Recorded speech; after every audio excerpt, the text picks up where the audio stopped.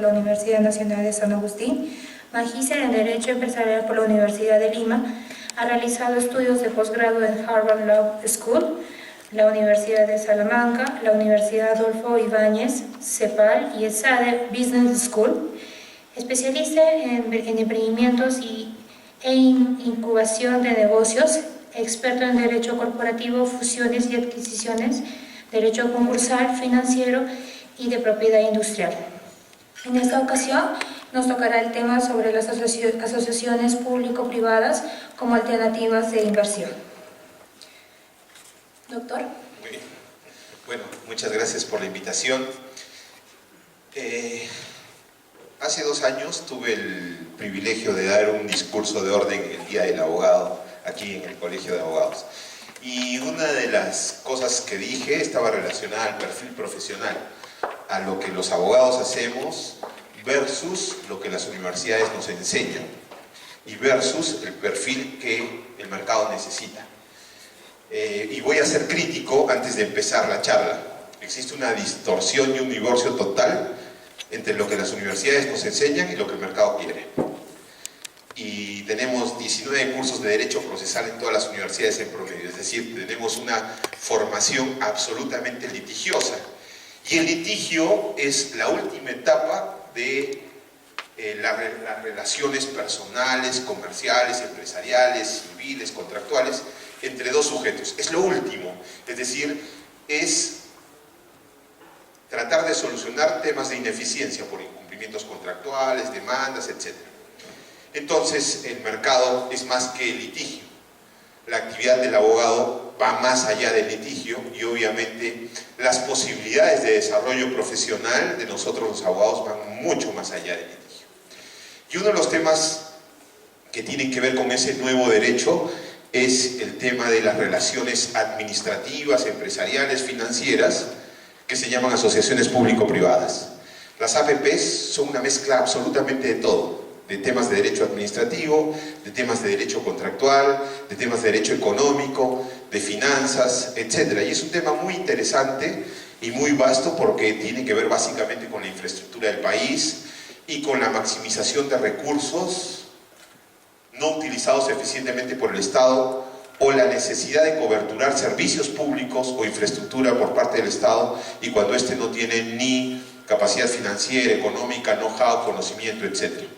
Entonces esta charla tiene que ver con eso, tiene que ver, uno, con motivar una línea de especialidad que creo que tiene para rato en el país, y dos, hablar sobre un marco ideológico, sobre un marco normativo, y de otro lado de una experiencia práctica, porque la idea de una charla no solamente es contar la teoría, sino fundamentalmente conectar la teoría y la práctica. Y este tema de las APPs es un tema criticado hoy día, básicamente por el tema del aeropuerto de Chinchero, o sea, es un tema que está en el ojo de la tormenta, y la reflexión tiene que ver con que si la norma es mala o los operadores son los malos. ¿No? En el mundo del derecho moderno tenemos una relación continua entre sector privado y sector público, pese a que en las universidades hay departamentos de derecho privado y derecho público, y hoy día el tema legal está absolutamente conectado entre el privado y el Estado. Y dos, el problema no es de la norma, porque es una norma que no es inventada en el Perú, pero que es perfectible, es mejorable. Y sucede lo mismo con la ley de contrataciones con el Estado, por ejemplo, que es una norma que si no existiera sería terriblemente vasto el ámbito de corrupción. Sin embargo, la ley de contrataciones tiene serios problemas de corrupción, con los comités especiales, con la ejecución de contratos, con la adenda, con las adendas, con los arbitrajes, etc. Y esta norma empieza a tener los mismos problemas de aplicación, de ejecución y sobre todo de operadores. Poca transparencia en el sector privado, poca transparencia en el sector público, y entonces lo que se necesita es mayor transparencia y de otro lado un mayor conocimiento por parte de los profesionales para que podamos intervenir y participar de manera amplia y no que haya una suerte de monopolio o trabajo poco transparente y medio oculto del manejo de las APPs en el Perú, ¿no? Haciendo esta introducción, creo que vale la pena hablar un poco del marco ideológico de las APPs. Nosotros somos un país que tiene distintas constituciones. ¿Cuántas constituciones tiene el país? ¿Se acuerdan? No. ¿Ah? tiene más de 20 constituciones, ¿no es cierto? Y la última es la del 93. Y la Constitución del 93 es una constitución que, más allá que la haya generado un gobierno que puede ser espuria desde el punto de vista de su concepción o no, es una constitución que tenía que existir básicamente no como consecuencia de un modelo planteado en el Perú, sino básicamente como consecuencia de un modelo gestado en el Banco Mundial, en el Fondo Monetario, y a partir de una línea estratégica que se llama el Consenso de Washington Consensus. ¿Qué es el Consenso de Washington? Es un acuerdo del Banco Mundial, del Fondo Monetario, que tuvo como objetivo salvar a los países latinoamericanos de una situación que era común en los 80. ¿Quiénes tenían más de 10 años en los 80? Muy pocos, yo uno de ellos, ¿no?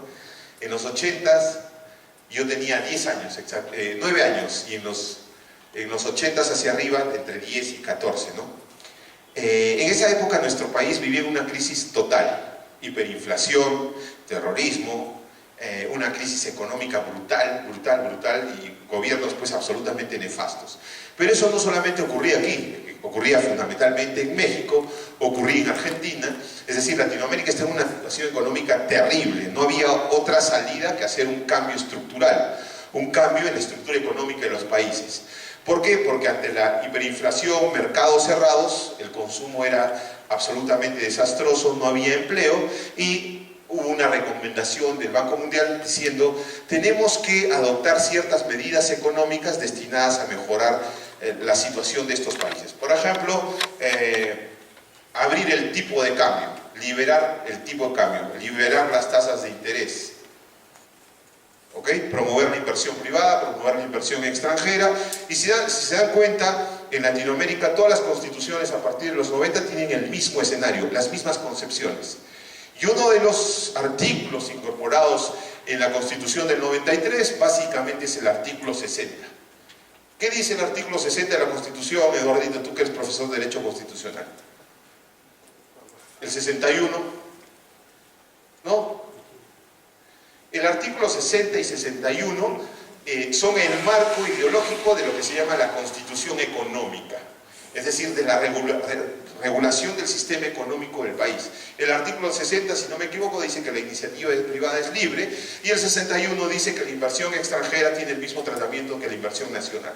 Ese es el marco económico sobre el cual se desarrolla el país el día de hoy. Artículos 60 y 61 de la Constitución. Vamos, sigamos hablando un poco de historia.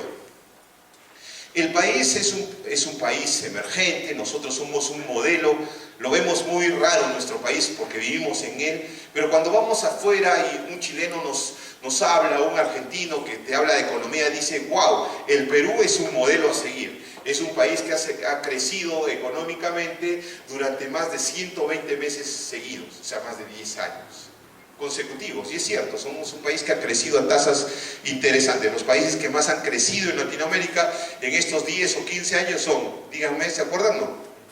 Perú, Paraguay, Bolivia, por el gas, Chile y Colombia. Somos el fenómeno económico latinoamericano. Pero así como somos un país que ha crecido por básicamente la exportación de commodities, somos un país que depende de los minerales, lamentablemente, somos un país que tiene un grave problema, que se llama infraestructura. Tenemos un serio déficit de infraestructura que hace que no podamos ser un país descentralizado, que hace que no podamos ser un país moderno y que hace que no podamos despegar. O sea, hemos crecido, pero no hemos distribuido la riqueza eficientemente por falta de infraestructura y otros factores políticos, sociales, antropológicos, sociológicos. Podríamos hablar 3 horas más sobre por qué no desarrollamos. Hemos crecido, pero no hemos desarrollado, ¿no? Seguimos teniendo cerca de 70% de informalidad, cerca de 80% de autoempleo, un problema de educación, de servicios públicos, etcétera, etcétera.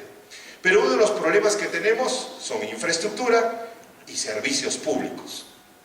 Y la brecha de infraestructura en el Perú es gigantesca, o sea, más de 120.000 millones de dólares. Tendríamos que crecer durante 25 años con tasas de 8 o 10% para poder cubrir ese déficit de infraestructura. ¿Ok? Si estoy aburrido, si quieren hacer preguntas o si no va bien la charla, por favor, lo único que tienen que hacer es reclamar. A mí después llenan su libro de reclamos. ¿Ya? Vamos conversando. Entonces, ese déficit de infraestructura es muy grande. Y hace más o menos 15, 17 años se empezó, no, más, se empezó con una actividad cuando el gobierno de Fujimori abre la economía, empezó a ocurrir algo. El Estado tenía mucha actividad empresarial. El Estado era un jugador económico más. Hierro Perú, Petro Perú, ¿qué más había, Esteban, tú que eres de esos tiempos? Minero Perú, Pesca Perú, Cider Perú, todos Perú. Es decir, el Estado era dueño de cientos de empresas.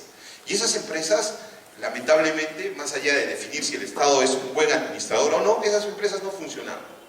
Y empezó a ocurrir lo que se llama la privatización de empresas. ¿Qué era el proceso de privatización? Era vender compañías, vender paquetes accionarios para que un privado tome el control de esas compañías y las explote económicamente.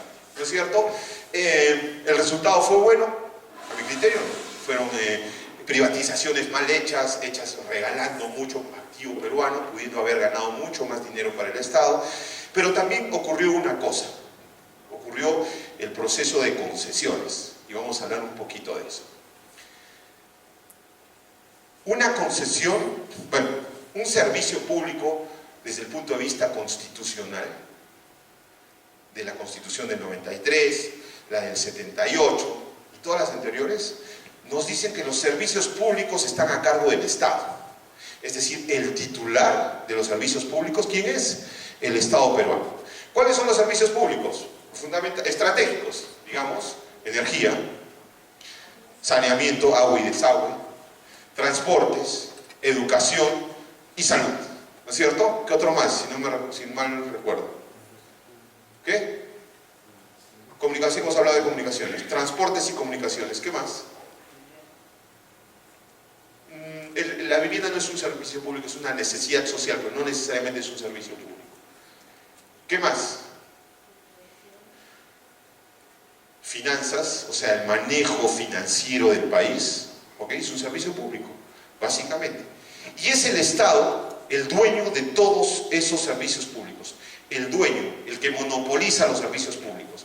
Pero a partir de la Constitución del 93, y ustedes pueden consultar un autor que me parece buenazo en Derecho Administrativo, que se llama Roberto Dromi, no sé si lo han leído, es un autor argentino muy bueno, muy consistente, que nos dice: el Estado es titular de los servicios públicos. Sin embargo, ante la existencia de un Estado social democrático de derecho, el Estado debe garantizar que haya educación, salud, transportes, comunicaciones, infraestructura, pero si no está en capacidad de dar ese servicio público de manera directa, puede transferir la titularidad de ese servicio a un privado. ¿Ok? Puede hacerlo. Es decir, el servicio público lo puede dar un privado.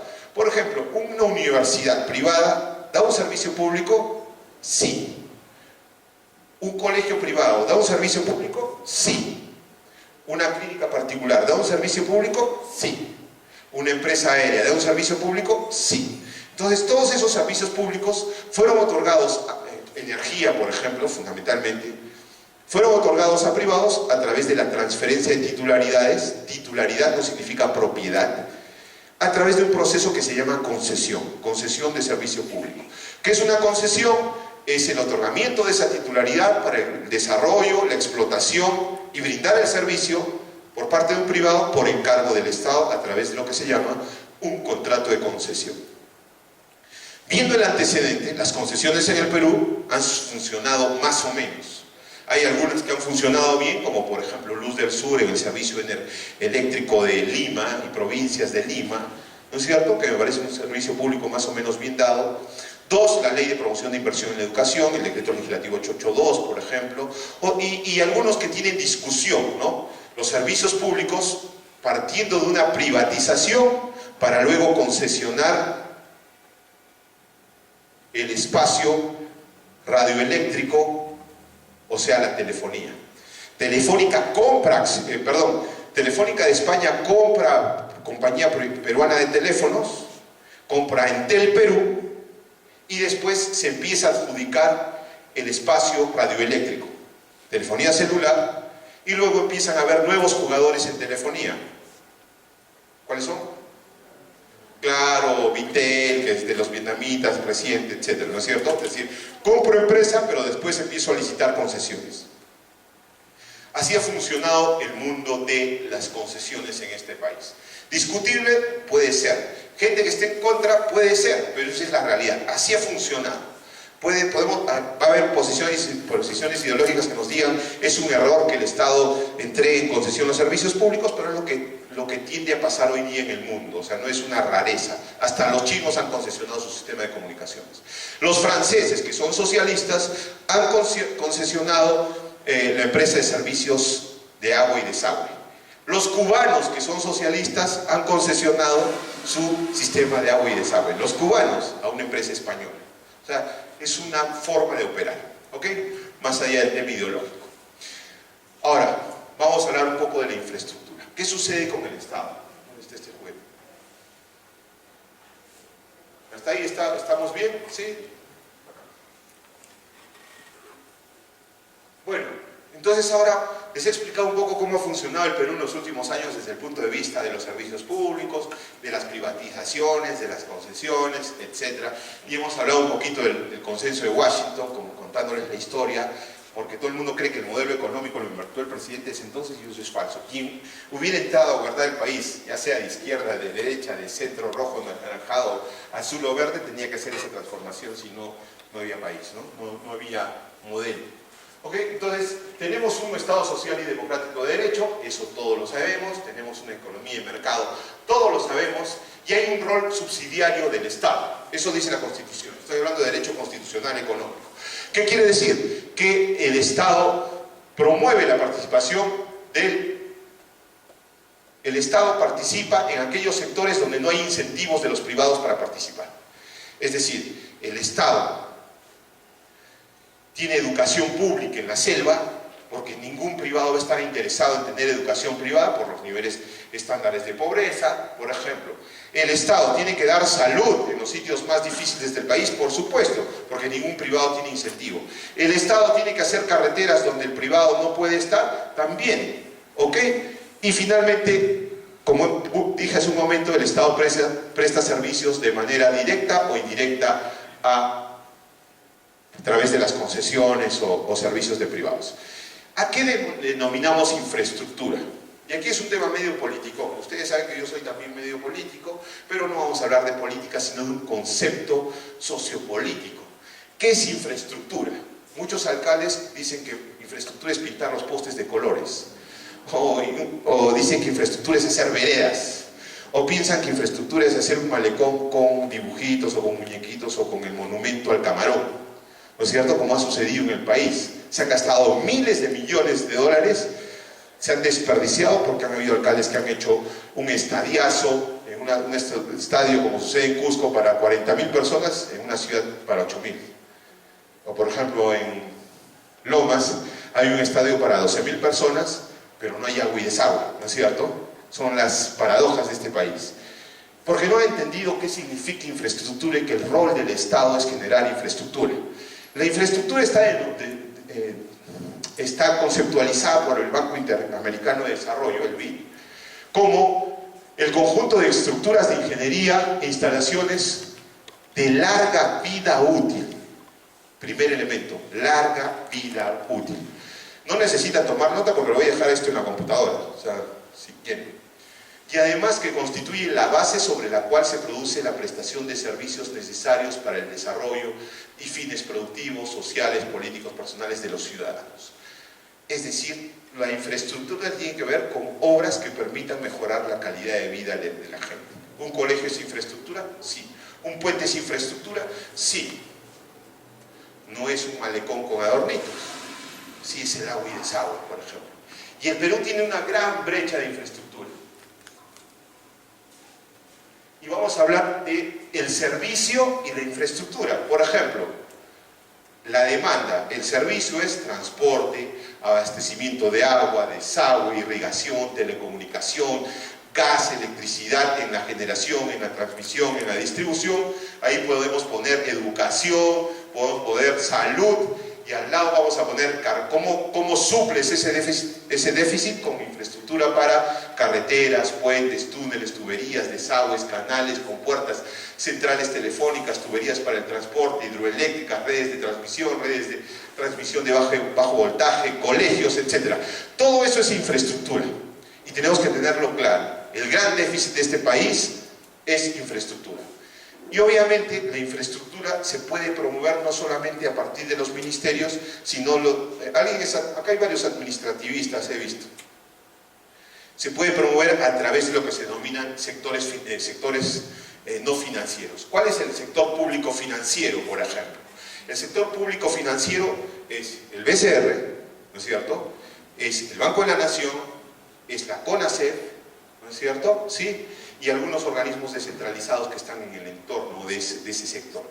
Y la infraestructura se desarrolla a partir del sector público no financiero. ¿Quiénes están en el sector público no financiero? Los ministerios, los organismos descentralizados, los gobiernos regionales y las municipalidades. Ese es el sector público no financiero y todos, como dice la diapositiva, tienen la potencialidad de desarrollar infraestructura pública. Todos.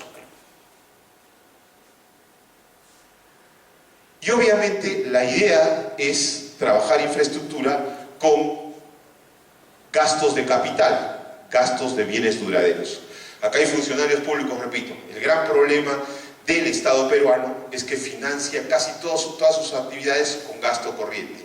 ¿Y qué es gasto corriente? Básicamente pagar la planilla. Es decir, todos están preocupados en generar una dinámica relacionada con la planilla, personal, procesos, trámites, etc. Pero las instancias del Estado no se han preocupado mucho en generar recursos para el gasto no corriente o el gasto en bienes de capital. ¿Ok? Este es un cuadro más o menos de la inversión pública y la inversión privada. En el Perú hay más inversión privada que inversión pública. Y obviamente las ventajas de la infraestructura son muy grandes. Voy a hablar un poco de economía, ¿ya? Si no les gusta me dicen, si se aburren. ¿Ok? La política económica es la forma en que el Estado enfrenta la situación económica del país. Los gobiernos tienen ingresos producto del gran impuesto que es el impuesto a la renta y del impuesto general a las ventas, ¿no es cierto? Impuesto a la renta, IGB, que es el impuesto que pagamos todos, y además algunas transferencias, ¿ok? Y eso se distribuye a nivel de todo el país. El canon minero, por ejemplo, es un porcentaje del impuesto a la renta, es impuesto a la renta, no es otra cosa, que es transferido a gobiernos regionales y gobiernos locales, pero no es otra cosa que impuesto a la renta, ¿ok? Los ingresos vienen al Ministerio de Economía y Finanzas y el MEF dispone cuál es la política económica. En términos conceptuales, nosotros tenemos normalmente una política que se llama política económica cíclica. ¿Qué es la política económica cíclica? Cuando el Estado tiene grandes ingresos, el Estado gasta. Cuando el Estado no tiene ingresos, el Estado se contrae en inversión. ¿Ok? Hay muchas recomendaciones de organismos internacionales que nos dicen los países, sobre todo subdesarrollados como el país, deben tener políticas contracíclicas. ¿Qué quiere decir políticas contracíclicas? Que ante una recesión, porque no hay inversión privada, debe haber gasto público, pero gasto público no en gasto corriente, no en planillas, sino básicamente en infraestructura. ¿Por qué? Porque mientras el país está paralizado, el Estado invierte en infraestructura y empieza a dinamizarse el circuito económico, empieza a generarse empleo, porque la construcción es una gran generadora de empleo. Y por eso dice ahí la diapositiva que las ventajas de la infraestructura son, primero, que genera empleo directo, beneficio a hogares, mayor inversión, beneficio a empresas, porque contratas empresas, agranda el mercado, reduce costos, creces económicamente, mejoras la brecha de pobreza y aumenta el bienestar. Hay un estudio que dice que por cada punto en el no crecimiento en el Producto Bruto Interno del país, empobrecen 400.000 personas. O sea, cada vez que se reduce el crecimiento económico del país, bajan a la línea de pobreza 400.000 personas. Y hoy día el país, por ejemplo, está en una situación de estancamiento económico. Quiere decir que muchas de las personas que entraron a la línea de salieron de la pobreza, hoy día están regresando básicamente por ese punto porcentual, por cada punto porcentual que se pierde en el PBI, el Producto Bruto Interno. Entonces, cuando la economía se contrae, el Estado debería ser agresivo en inversión pública, es decir, en hacer puentes, caminos, carreteras, hasta que se recupere la economía y son los privados los que dinamizan el sector, ¿no es cierto? ¿Me dejo entender? Ok, perfecto. Entonces, por eso la infraestructura es fundamental. ¿Qué otra cosa? Yo voy a pasar a estas diapositivas porque son tan... Esta es parece que no es una clase de derecho, pero en el fondo sí es una clase de derecho, ¿no es cierto? Pero es una clase de economía, pero sí es una clase de derecho. Uno de los temas interesantes, y es importante que los abogados lo entendamos, es cuánto beneficia la infraestructura a la gente de a pie. Y hay un estudio del Banco Mundial que nos dice, por ejemplo, estos son los déficits, ¿no? Energía, comunicación, y es todo lo que se pierde por no tener esta infraestructura en el Perú. Por ejemplo, por no tener iluminación de lámparas, cuando la gente tiene iluminación utilizando querosene y pasa a tener energía eléctrica, el Perú recupera 185 millones de dólares. Cuando dejas las velas, 133. Cuando dejas las pilas, porque en la sierra, por ejemplo, todo el mundo usa pilas, recuperas esto. Cuando tienes educación, 41 millones de manera directa. Cuando lo que se pierde por acceder, por no tener teléfono, 123. Por lo que se pierde por no tener comunicación, 9 millones. En comunicación, la demanda insatisfecha se pierde 3 millones. Falta de cobertura sobre conectados, 300 millones. Falta de cobertura y efectos sobre los no conectados, 60 millones. O sea, el Perú pierde millones de millones de millones, 1.311 millones por no tener infraestructura. Y cuando tú tienes infraestructura, directamente, o sea, aquí está mi amigo Esteban Valdés, que lo he mencionado varias veces, que él trabaja mucho con los sectores populares, agua, desagüe, y aunque no lo crean, queridos amigos, cuando tú le pones agua y desagüe a la gente, su ingreso mejora inmediatamente. Cuando le pones un puente, su ingreso mejora. Cuando le pones teléfono, su ingreso mejora. O sea, hoy día, por ejemplo, la salida de niveles de pobreza de poblaciones que tienen telefonía celular es obvia, porque ya eres transaccional. El solo hecho de tener un celular ya te da la posibilidad de tener un mercado, ¿no? Entonces, la infraestructura resulta absolutamente fundamental, ¿no? Entonces, aquí está la mejora del ingreso. Cuando hay un teléfono público en una comunidad que no tenía, el ingreso mejora 3.87. Cuando la gente tiene educación secundaria, en los sectores pobres, por ejemplo, mejora 6.24. Cuando tienes agua y desagüe, 6%. Cuando tienes un camino, 2.76. Cuando tienes un camino carrozable, 1.37. Es decir, la infraestructura tiene directa relación con el ingreso de la gente, con la salida de líneas de pobreza, ¿no? ¿Ok? Y ahora sí vamos a hablar de asociaciones público-privadas, después de contarles toda esta historia media larga, pero espero que no se hayan aburrido. ¿Ok? Vamos. En los años 80 había un país que es una isla, que hasta la Segunda Guerra Mundial era un país que era riquísimo. Era un país que era una de las principales potencias del mundo. Y cuando los alemanes generan la Segunda Guerra Mundial, la única forma de generar la paz era tener una alianza entre los países de... ¿Cómo se llamaban los países? Los aliados. ¿Quiénes eran los aliados para cerrar la guerra? Eran Estados Unidos, Inglaterra y Rusia. ¿Okay?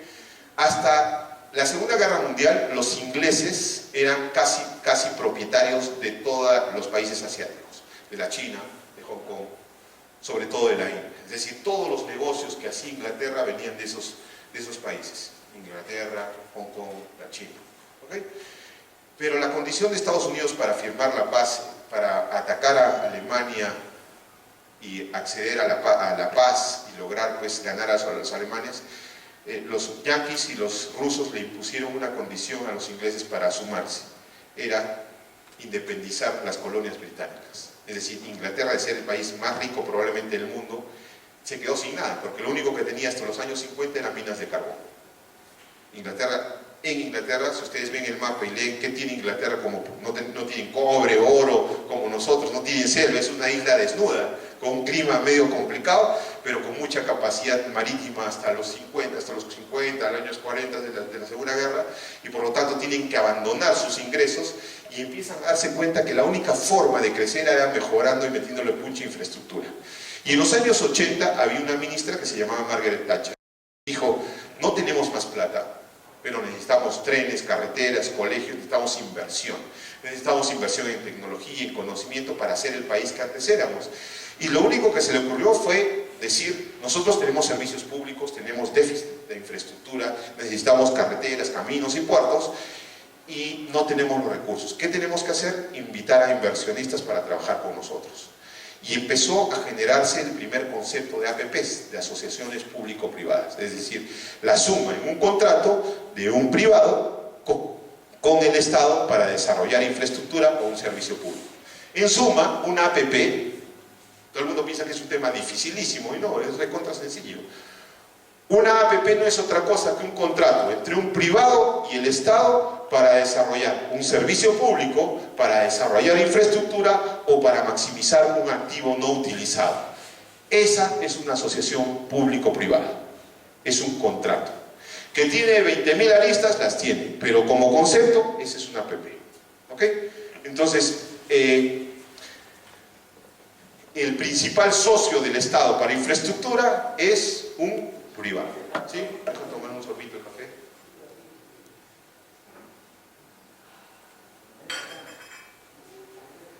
¿Qué más tenemos aquí? Existen diversas modalidades, distintas. Cuando hemos llevado derecho de contratos en la universidad, en la facultad de Derecho de sus respectivas universidades, ¿qué entendían por contrato? ¿Quién me hace acordar? A ver, Un acuerdo de voluntades entre dos partes. ¿Qué más? Que para producir efectos jurídicos. Ese es el mal concepto que nos han dado en la universidad. Es un acuerdo de voluntades para crear, modificar, ¿qué más? ¿Qué? Extinguir una relación jurídico-patrimonial que tiene efectos jurídicos. Ese es el concepto que nos han dado en todas las facultades de Derecho y toda la vida. Ese es el peor concepto de un contrato. Un contrato no es otra cosa que un vehículo económico para satisfacer necesidades. Primero es un vehículo económico, nosotros le damos forma. ¿Ok? Y uno de los temas interesantes es que un contrato es, como yo siempre digo, un contrato es como un cajón de sastre o como un sombrero de mago. ¿Cómo es un cajón de sastre? Chicas, ¿todavía se va a la costurera? ¿Ya no? ¿Ya no? Ya, pero ¿has ido con tu mamá a la costurera alguna vez? ¿Cómo es la canasta o la caja de una costurera? ¿Quién me dice? ¿Qué hay ahí adentro? Dígame pues. ¿Quién me quiere decir? A ver, usted que ha ido a la costurera. Dedal, tijeras, hilos, agujas. ¿Qué más? Telas. Telas, pues.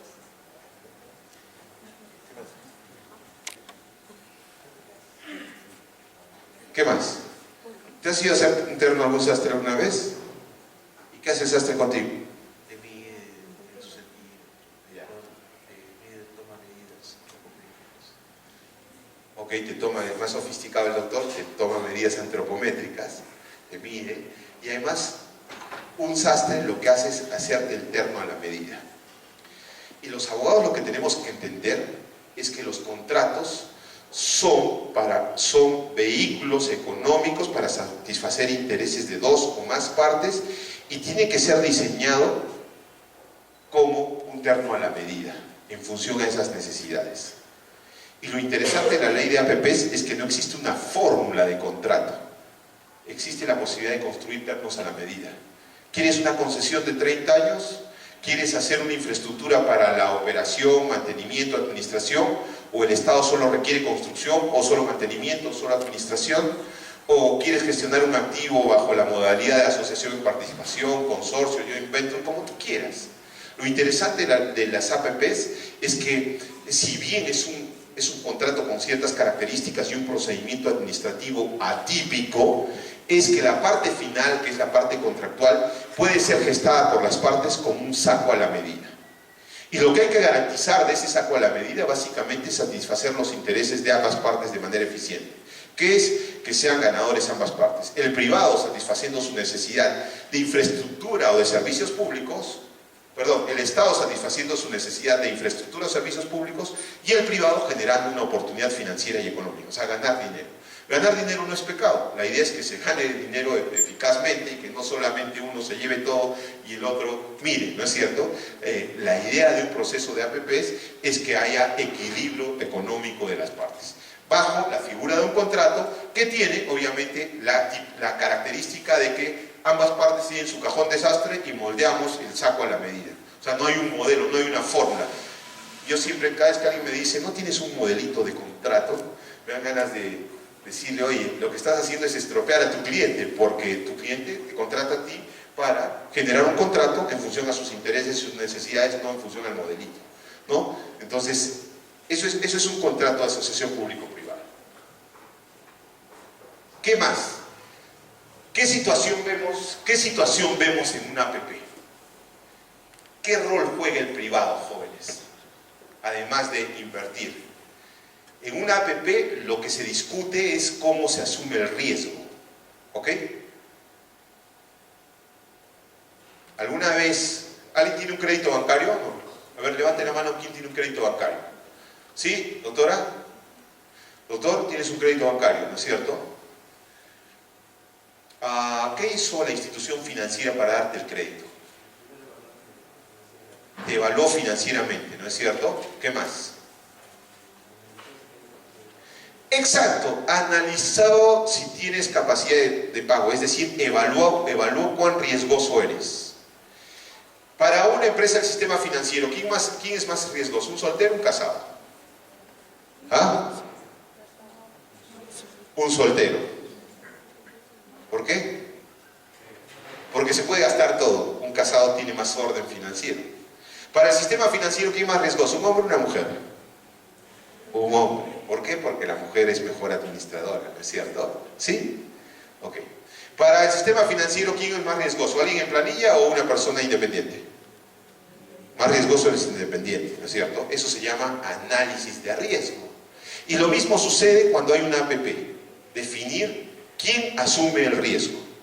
Cabe la posibilidad que el privado asuma todo el riesgo, por su cuenta y riesgo asuma todo. Decir, señor, acá hay un trecho carretero que no se ha hecho, yo soy Pepito Pérez Constructora y acá está el banco finlandés y juntos decimos queremos hacer esa carretera por la que no pasa ni un alma, pero en nuestro estudio, en nuestro plan de negocio, en nuestro modelamiento nos hemos dado cuenta que si metemos una carretera van a pasar 5.000 vehículos diarios y al Estado no le interesa esa carretera porque para él el Estado no es prioritario en este momento. Y Pepito Pérez más el banco finlandés deciden presentar una iniciativa privada para hacer un tramo carretero y construir, ¿no es cierto?, mantener, operar y administrar esa carretera. Y ponen un peaje. Y de repente a Pepito Pérez y al banco finlandés pues les va fatal. Piña porque hicieron mal el negocio. Eso se llama asunción absoluta del riesgo. El privado asumió todo el riesgo. ¿Sí? Primer escenario. Segundo escenario, asunción compartida del riesgo. En el mundo del transporte, ¿alguien ha trabajado en transporte alguna vez? ¿Sí? Con confianza. En el mundo del transporte, en el mundo de las carreteras, por eso hablé del ejemplo carretero con una asunción total del riesgo, en la mayor cantidad de circunstancias, las carreteras no son rentables desde el primer día. No son. ¿Por qué? Porque por eso el Ministerio de Transportes es tan duro para dar autorizaciones de construcción de carreteras. ¿Por qué? Porque no se sabe cuál va a ser el flujo de vehículos. A pesar que te dice, hazme un estudio de flujo de tránsito, o sea, tú no puedes saber qué es primero el huevo de la gallina. Si no hay carretera, ¿cómo puedes hacer un estudio de tránsito? No hay carretera, estás armando una hipótesis. Y en el mundo de las carreteras o el transporte público, por ejemplo, trenes eléctricos, sistema integrado de transportes, ¿cómo se llama en Lima? Metropolitano. Todos esos sistemas de transporte no son rentables desde el primer día, porque requieren mucha inversión y la recuperación es demasiado lenta. Y el mundo del transporte requiere inversión en infraestructura, construcción, operación, administración y mantenimiento. 5 escenarios. Un montón. Y esos son recursos. Y entonces, en el mundo de las carreteras, y este es un ejemplo muy puntual, normalmente el privado te va a decir, yo participo contigo, pero ¿cuál es el subsidio? Es decir, ¿con cuánto te mojas, Estado peruano? ¿Ok? Y existe, por ejemplo, en la carretera, la concesión, ¿no? Esta parte de la interoceánica, existen dos conceptos. El Estado pone plata a través de una figura que se llama PAMO, pago anual por mantenimiento, o el pago anual por obra, ¿no es cierto? Entonces el Estado va poniendo año a año para la construcción, termina la construcción y viene el mantenimiento. Entonces el privado recauda, mete todo a una cuenta de fideicomiso. Un fideicomiso es un fondo de patrimonio autónomo, y parte del repago de esa carretera es porque el Estado pone plata y por lo que se recauda en el peaje de una carretera. ¿Ok? El aeropuerto Jorge Chávez es una iniciativa privada mixta, sí. ¿Es una APP? Sí. ¿Hecha con subsidio del Estado? Sí. Pero ahora ya es súper rentable, o sea, ya es el inversor el que está poniendo la inversión en las etapas siguientes. El aeropuerto tenía etapa 1, etapa 2, etapa 3, y ya el aeropuerto es recontra rentable porque se ha convertido en el principal aeropuerto de Latinoamérica, y por lo tanto el inversionista sigue metiendo plata porque va a ganar dinero. Entonces existen APPs de asunción de riesgo absoluto por el privado, o existen APPs de inversión mixta. Una parte financia el Estado y otra parte financia el privado. ¿No es cierto? ¿Ok? Y eso tiene que ver con los niveles de incertidumbre, el poco flujo de ingresos inicial, etc. Este país, por ejemplo, en ciudades como Trujillo, como Arequipa, como Cusco, como Lima, requieren a gritos inversión en transporte público de pasajeros local, o sea, o metro, o tren, o sistema integrado de transporte. Y cualquiera que se meta va a necesitar un subsidio del Estado, porque hay que hacer vías, hay que hacer intercambios viales, semaforización, trabajo electrónico, integración de pagos, tarjeta para pagar, bancarización. O sea, hay una chambaza que hacer, y no necesariamente un privado va a recuperar la plata al instante. Por lo tanto, se necesita un subsidio. Y a eso se llama asunción del riesgo. Y la asunción de riesgo compartida por parte del Estado puede ser una asunción con pago financiero, con dinero en efectivo depositado al inversor o al titular del APP, o también con garantías. Es decir, ¿qué pasa si el privado tiene problemas para pagar frente al banco o frente a sus financiadores o financistas? Es el Estado quien da una garantía financiera o una garantía no financiera, una carta fianza o una garantía de cualquier tipo. Entonces, el aporte del Estado no necesariamente es dinero en efectivo, sino también garantías. O sea, yo te garantizo para que puedas endeudarte con la banca para construir el aeropuerto. Yo te garantizo con un club de financiamiento, que son varios bancos, o una banca sindicada, como se llama, para construir el sistema de transporte integrado, etc. ¿no?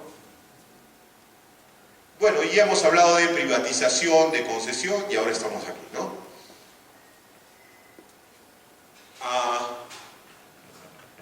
En el antecedente legislativo que vamos a ver en un ratito más, tenemos una historia legislativa de las APPs. Las APPs existen más o menos desde hace 10 años exactamente, con la Ley de Promoción de la Inversión Privada Descentralizada, luego con el Decreto Legislativo 1012, 1210 y 1224. Tenemos un marco legislativo vasto, y todo ese marco legislativo ha ido mejorando, ¿no? Ha ido mejorando, pero el antecedente legislativo de las APPs están en las leyes de privatización, las CEPRIS y las COPIS de los años 90, que vendieron las empresas públicas, y luego los procesos de concesión de servicios públicos, etcétera, etcétera. Y tenemos proyectos autosostenibles, el ejemplo que les dije, de la carretera que hizo Pepito Pérez con Banco Finlandés. Autosostenibles. Si les va bien, en buena hora. Ellos se encargan de la construcción, de la operación, mantenimiento y administración. Proyectos con garantías y proyectos cofinanciados. Por ejemplo, el Aeropuerto Internacional Jorge Chávez es un proyecto cofinanciado con aporte del Estado en toda su etapa inicial. Hay unos principios, no estoy hablando propiamente de la ley, sino del marco ideológico, de los términos genéricos de la norma, pero hay principios que hay que entender, ¿no es cierto? Valor del dinero en el tiempo, primer principio del marco legislativo. Maximización del dinero, del dinero del Estado. ¿Qué vale más? ¿$1 millón hoy día o 10 millones de dólares de acá a 30 años? ¿Qué vale más? ¿$1 millón hoy día o 10 millones de dólares de acá a 30 años? $1 millón hoy día, porque con $1 millón hoy día puedes invertir, puedes crear infraestructura, etc. Ese es el primer principio de la ley, valor del dinero en el tiempo. Segundo, transparencia. La idea es que, no estoy hablando de que la ley sea lo máximo, pero estoy hablando de lo que dice la norma y de los temas que hay que mejorar. Transparencia, predictibilidad, la idea es que sea un proceso predecible y que la conducta del administrador de la norma también sea predecible. Que haya competencia, que los jugadores sean varios, es decir, que en el caso de una iniciativa convocada por el Estado hay una convocatoria pública y en el caso de una iniciativa presentada por el propio privado, al final haya una participación en concurso, y ahorita en un rato más les voy a enseñar cómo funciona el procedimiento. O sea, la idea es promover competencia, no monopolios, no amarres, esa es la idea. Lamentablemente, por ejemplo, en el caso Odebrecht es un tema muy claro de corrupción, y ustedes lo han visto, una empresa brasileña o un grupo de empresas que coberturan no solamente en el sector transporte, sino en todo el sector. Todo el mundo sabía que los grandes jugadores de la construcción de carreteras en los últimos años eran brasileñas, y los demás, los peruanos, estaban hechos a un lado por el comportamiento del gobierno, ¿no? ¿Qué más? Competencia, asunción del riesgo. La idea es que el Estado asuma riesgos razonables. Y finalmente, responsabilidad presupuestal, que todos los proyectos tengan presupuesto. Es decir, que cuando el Estado se mete a cofinanciar una APP, tiene que haber cofinanciamiento. Por ejemplo, yo conozco una empresa que quiere participar en la reconstrucción del norte, en una APP cofinanciada con 200 puentes. En el Perú se han caído más de 360 puentes. Y esta empresa quiere poner 200 puentes, pero no puede ingresar hoy día a una iniciativa porque el Estado no ha generado una cuenta de financiamiento para esos puentes, y es una iniciativa cofinanciada, ¿no? Ok, bueno, ya hemos dicho proyectos con garantías no financieras, cofinanciadas, y la rentabilidad. No necesariamente para el Estado la rentabilidad tiene que ser financiera. Lo ideal es que la rentabilidad sea financiera, pero por ejemplo, ¿ustedes han ido a Iquitos? ¿Quién conoce Iquitos? ¿Alguno debe conocer? ¿Cómo has ido a Iquitos? Por avión. ¿Hay otra forma?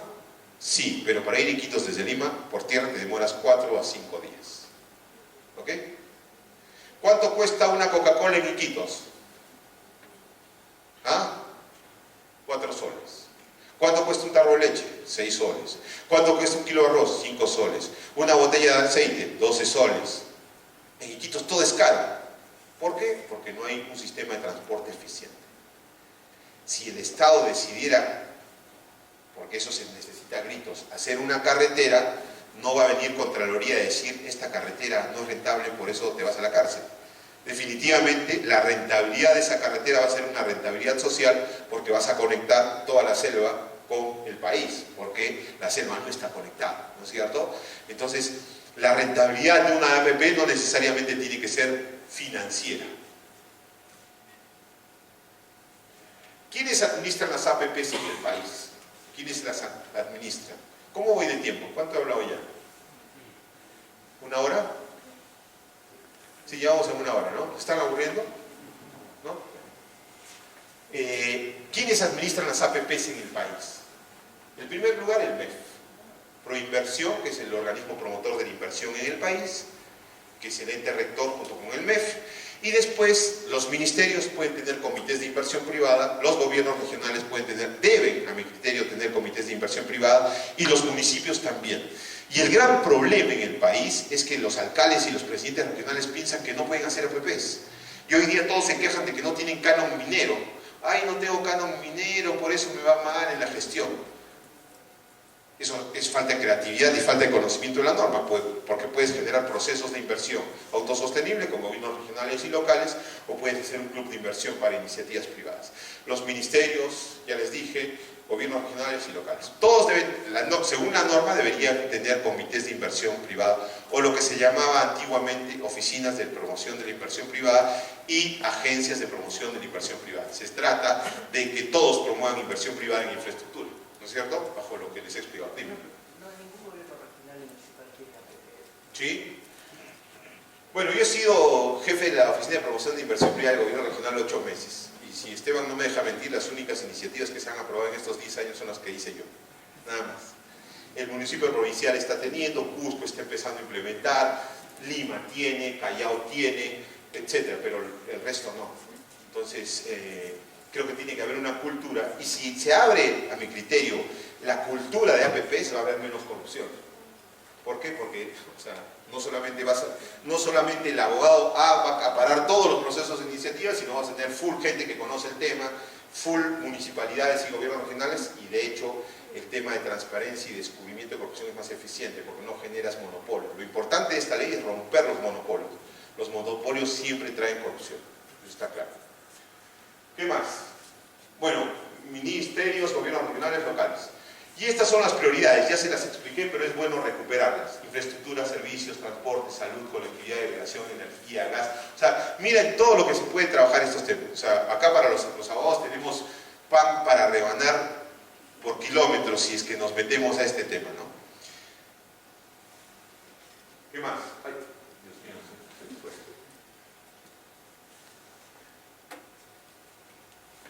Ya. Vamos a pararnos un ratito acá porque este es un tema que la gente piensa que conocer la ley es lo importante. La ley es clara, pero no te habla de esto. La ley es una buena ley que ha ido mejorando. Pero hay toda una doctrina de APPs, o sea, hay libros, tesis, etc. Si quien quiere información me la pide y se la mando porque hay mucha bibliografía que nos dice que lo importante es conocer la parte financiera de las APPs, no solamente la parte legal y la parte de estructuración del riesgo y la parte de estructuración del procedimiento. Por ejemplo, esta construcción, propiedad y operación, construcción, desarrollo y operación, diseño, construcción, gerenciamiento y financiamiento, compra, construcción y operación, arrendamiento, desarrollo y operación, endeudamiento adicionales, construcción, operación, transferencia, construcción, operación, transferencia, construcción, renta, propiedad, transferencia, construcción, arrendamiento, operación, transferencia, construcción, transferencia y operación. ¿A qué se refieren esos términos en inglés? Que tú puedes participar en la iniciativa con 1, 2, 3, 4 inversionistas juntos, en un consorcio. Uno construye, tú puedes ser un desarrollador de iniciativas privadas y no necesariamente tienes que ser un constructor, pero sí eres un estructurador financiero.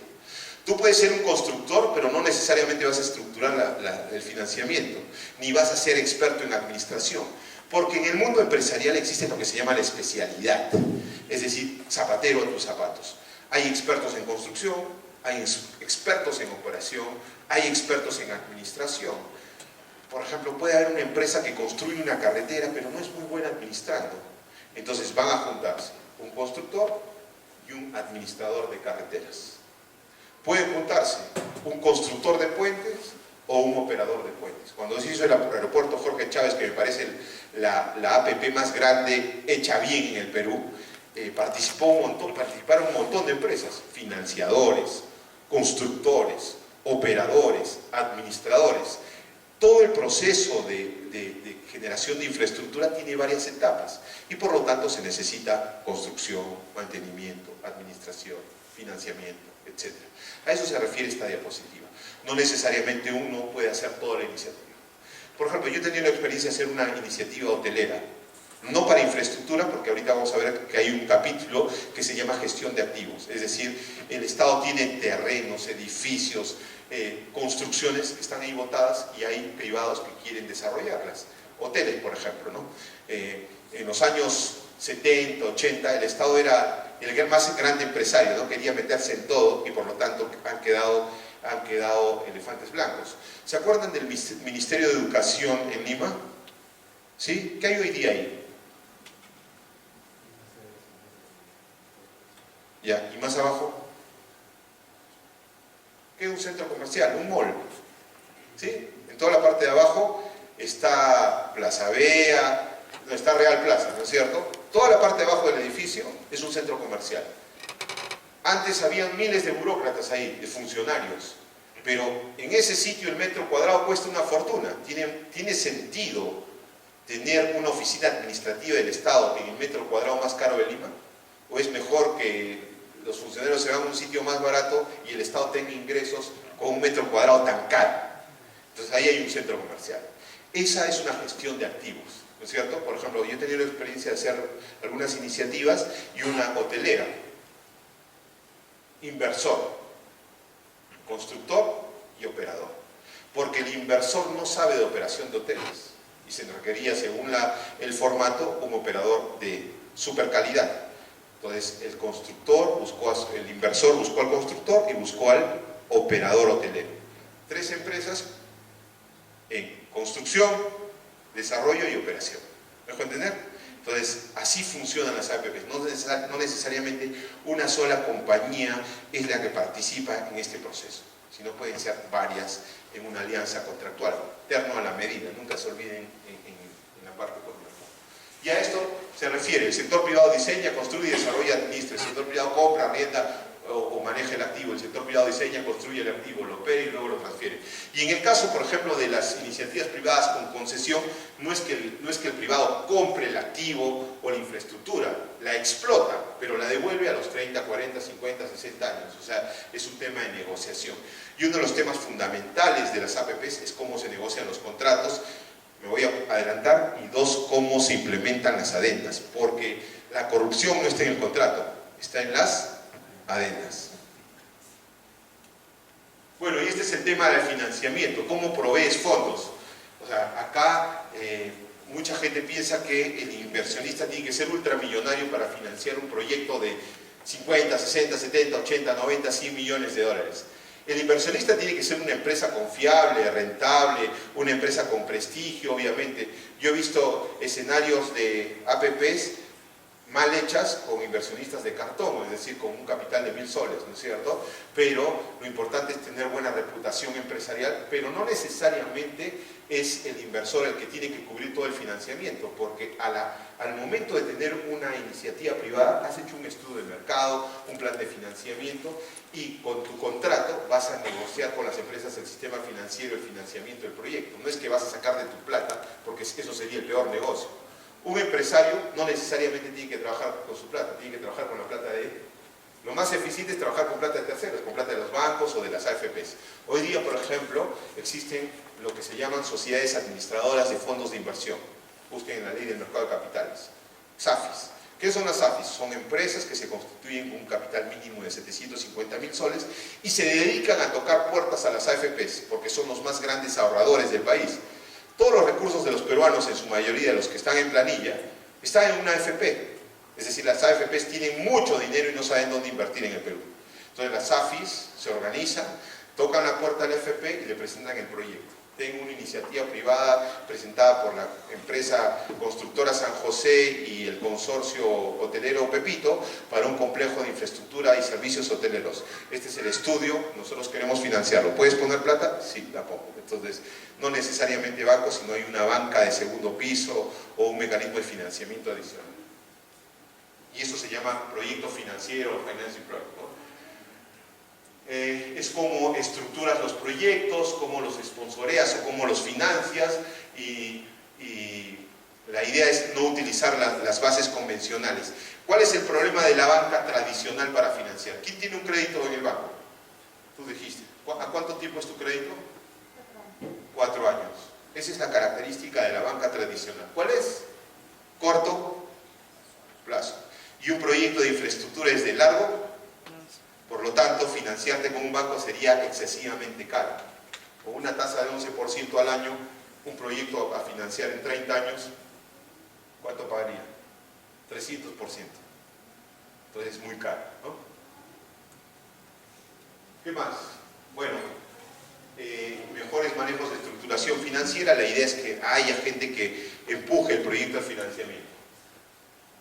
Bueno, y este es un tema más financiero, pero la idea es que ustedes entiendan que la conclusión de esta parte es que la banca tradicional no necesariamente tiene que ser la que financie una iniciativa privada, sobre todo de gran infraestructura o de montos mayores o de largo plazo. Sería una locura, porque una carretera se paga en 30, 40 años, y la carretera tiene, como les digo, tiene construcción, operación y mantenimiento. Por ejemplo, la otra vez vino a buscar una empresa que tiene una iniciativa presentada a Proinversión para cambiar todo el sistema de alumbrado en Arequipa.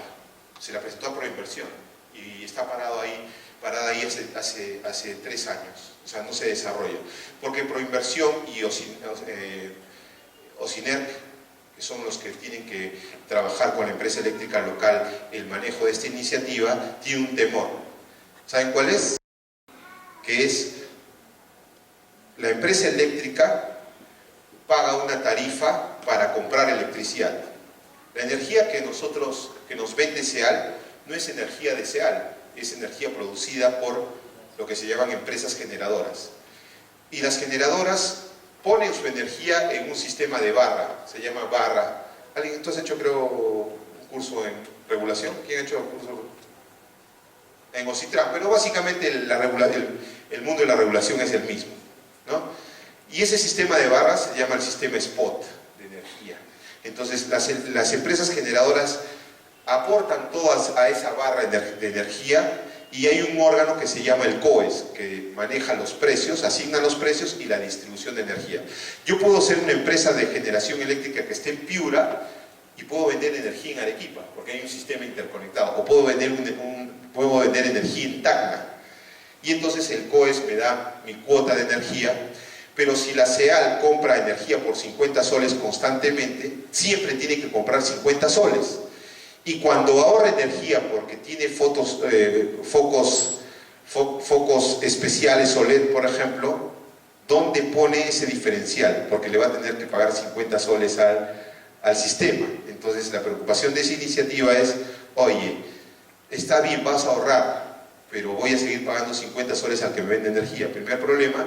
Y el segundo, tú me dices que hay un contrato de 20 años, pero estos focos duran 30, ¿quién les va a dar mantenimiento? Entonces hay una discusión ahí, porque no se sabe dónde se va el diferencial, y de otro lado, ¿quién va a mantener los focos durante 10 años más? Entonces esa iniciativa todavía está en discusión, porque no hay claridad con respecto al tema financiero y al tema del mantenimiento, ¿no? ¿Me dejo entender? Okay. Entonces eso tiene que ver con el financiamiento, y cómo va a financiar esta empresa española el tema de la recuperación. Y ellos dicen, voy a cobrar alumbrado eléctrico, y cuando pagamos el recibo de luz dice alumbrado eléctrico, en vez de que el cliente pague 10 soles va a pagar 9, y yo a la SEAL le voy a dar 8, y yo me voy a quedar con un solo. Con esa plata voy a recuperar ese financiamiento, ¿no? Bueno, ya les hablé de las AFPs. ¿Y cómo manejas el tema de las recaudaciones? Las recaudaciones de peajes, mantenimientos, tasas, normalmente en las AFP se manejan con fideicomisos. Es un término que suena medio esotérico, el fideicomiso, pero es un tema también sumamente sencillo. Un fideicomiso no es otra cosa que un patrimonio autónomo. Me gustaría que haya una pizarra acá, pero no hay. Un patrimonio autónomo es, por ejemplo, yo tengo 3 casas, ¿ya? Y quiero que esas casas sean alquiladas y el ingreso vaya solamente para mis hijos, así yo me muera durante los próximos 60 años.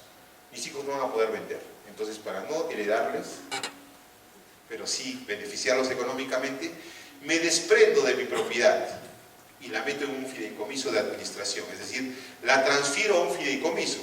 Mis 2 casas se van a una bolsa que se llama fideicomiso, que la administra una empresa fiduciaria o un banco. Y ese banco arrienda esas casas y los ingresos van a ese propio fideicomiso, y mis hijos reciben una pensión mensual con esos arrendamientos. Pero el tema es que ese fondo es independiente, que no está en mi propiedad ya, y que puede regresar a mis hijos en 60 años, pero no ahora, porque de repente mis hijos no son muy responsables y digo, les voy a dar una pensión durante 60 años, y a los 60 años, como ya son responsables, la casa va a pasar a ellos. Entonces hay un patrimonio autónomo. Ese patrimonio autónomo se llama fiducia o fideicomiso. Y en las APPs casi todos los temas de recaudación, de generación de recursos van primero a ese modelo, al fondo, a un fideicomiso, ¿no? ¿Qué más tenemos acá? Y ahora, ¿tenemos tiempo todavía o ya es mucho? ¿Sí? ¿Tenemos tiempo? Ya, vamos ahora a hablar de la ley, ¿ya? Les he hecho un marcazo teórico, pero creo que ha valido la pena. Nosotros estamos ya acá. Y hemos discurrido por esta, que es la matriz, por el decreto legislativo 1012 y ahora por el 1224.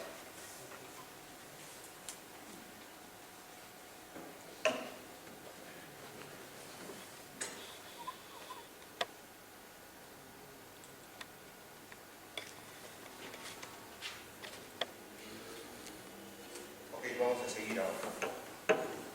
Y esta parte es más práctica, más aterrizada, ¿no? Déjenme sacar un poquito de agua.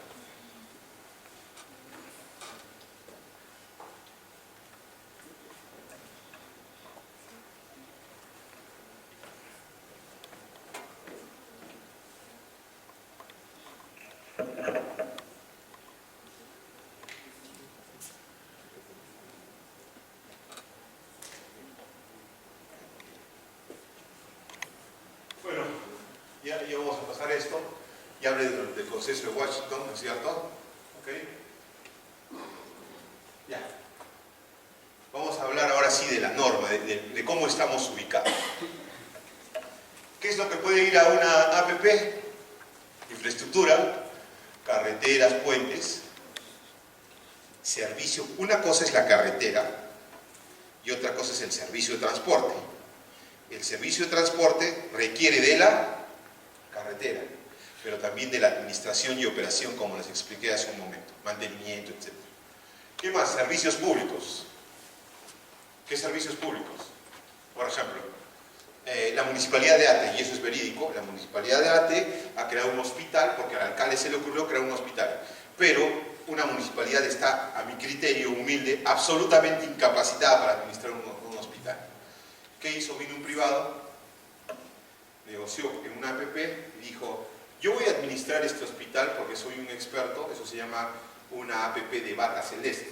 Existen en la terminología de las APPs hospitalarias, existe la bata gris, la bata blanca y la bata celeste. ¿Qué es la bata gris? Es que el inversionista solamente construye y lo deja ahí, viene otro operador, o el propio Estado. ¿Qué es bata blanca? Que construye y monta todo el hospital, o la clínica, o el centro médico. Y la bata celeste es que construye, la monta y la tiene. O sea, da el servicio ya médico, etc.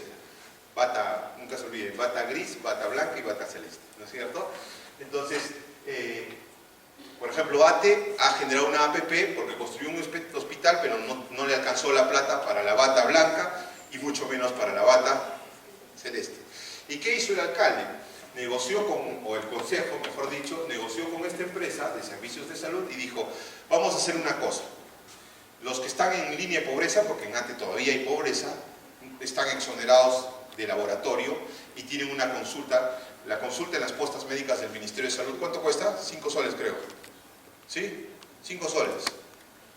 Vamos a cobrar el mismo ticket de consulta para los sectores más empobrecidos.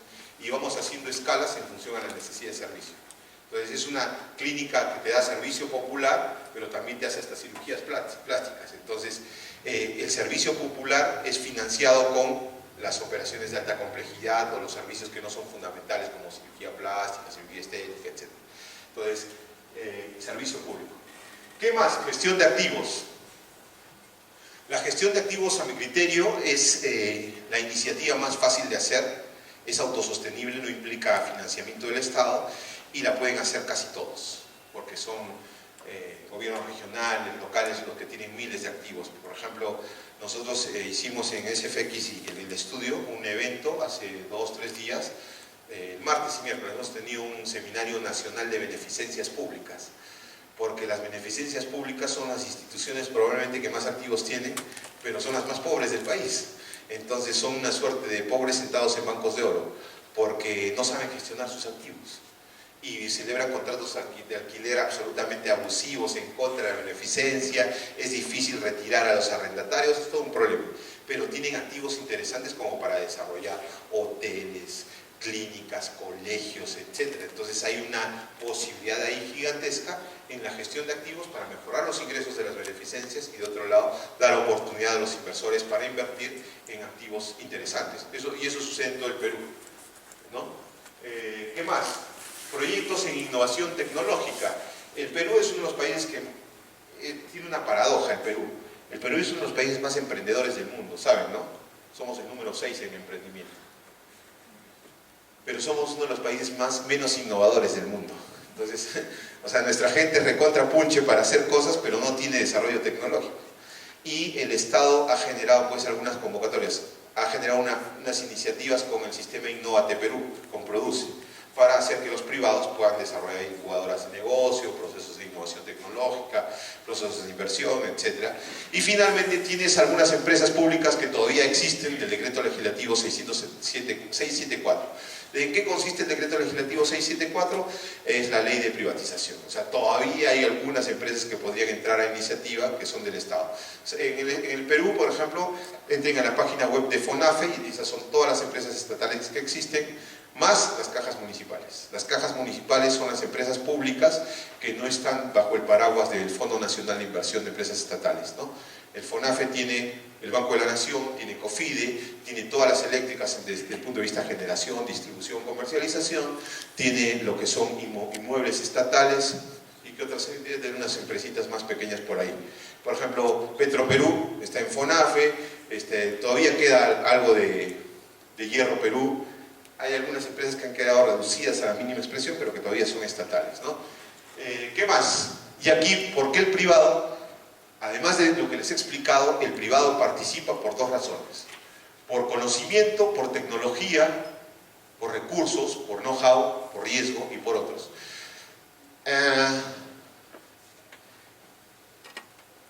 Yo sí creo, es una posición personal, que el Estado necesita a gritos lo que se llama know-how. O sea, en muchos aspectos el Estado no tiene experiencia, no conoce, no es un negocio. ¿Cuál es el negocio del Estado? Desde el punto de vista empresarial existe la palabra que se llama giro de negocio, o core business, si quieren la sofisticación en inglés, core business. ¿Cuál es el rol del Estado? ¿Quién me dice? O sea, en 3 palabras, ¿cuál es el rol del Estado?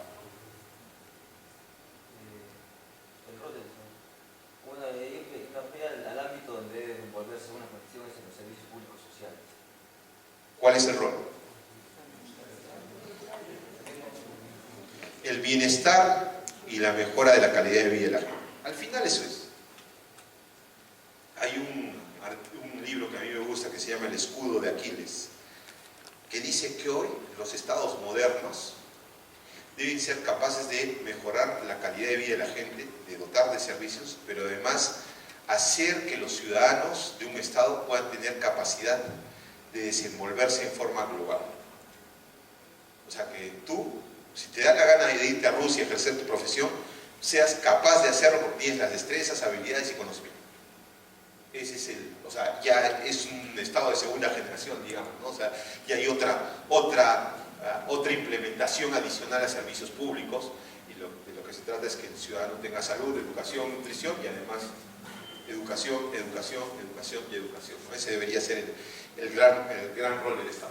Pero bueno, conocimiento, know-how, tecnología, recursos, por ejemplo en aeropuertos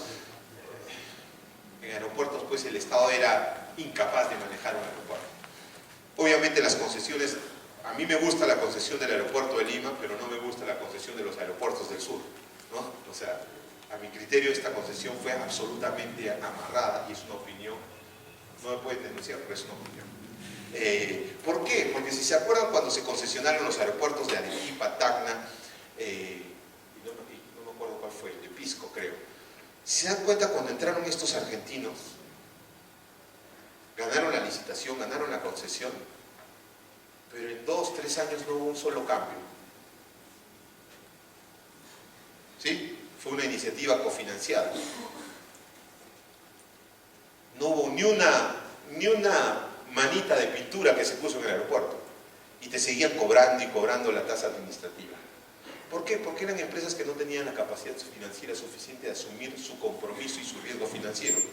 Entonces, alguien les hizo la gauchada, a mi criterio y a mi opinión, de decir, ganen la concesión así no tengan un cobre en el bolsillo, y cuando junten la plata necesaria con la recaudación, recién empiecen a poner su aporte, cofinanciamiento.